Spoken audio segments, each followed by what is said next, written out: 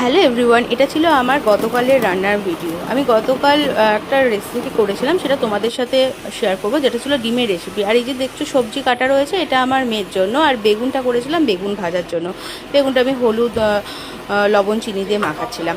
তো যাই হোক, ডিমের রেসিপিটা তোমাদের শেয়ার করি। ফার্স্টে আমি ডিমটা ভালো করে সেদ্ধ করে নিয়েছি। আর দেখো, মিক্সিতে আমি নিয়েছি পোস্ত। আমরা দুজনের জন্য নিয়েছিলাম বলে ওই 20 টাকার যে ছোটো পোস্তর প্যাকেটটা হয়, সেটা আমাদের পুরোটাই লাগে।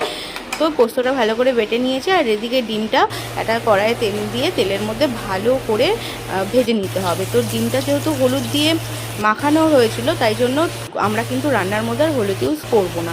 তো যাই হোক, একটা কড়াইয়ের মধ্যে যে ডিমের তেলটা ছিল, ওটার মধ্যেই কালো জিরে আর একটা শুকনো লঙ্কা ফোড়ন দিয়ে পেঁয়াজগুলো ভেজে নিয়েছি। আর পেঁয়াজটা কিন্তু বেশ লাল লাল করে ভাজা হবে।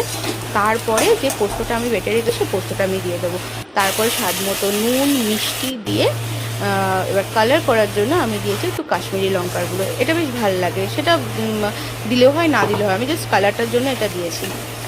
আর তারপরে যখন দেখো বেশ পোস্তটা হয়ে এসছে, তার আগে পোস্তর যে জলটা ছিল সেটা দিয়ে দিয়েছি, আমি আলাদা করে জল ইউজ করিনি। আর এই দেখো, রেডি হয়ে গেছে আমার ডিম পোস্ত। খেতে কিন্তু অসাধারণ লাগে আর খুব ইজি একটা রান্না।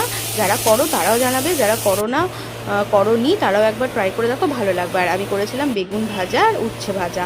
আর এই যে আমার ডিম পোস্ত, এটা ভাতের সাথে দারুণ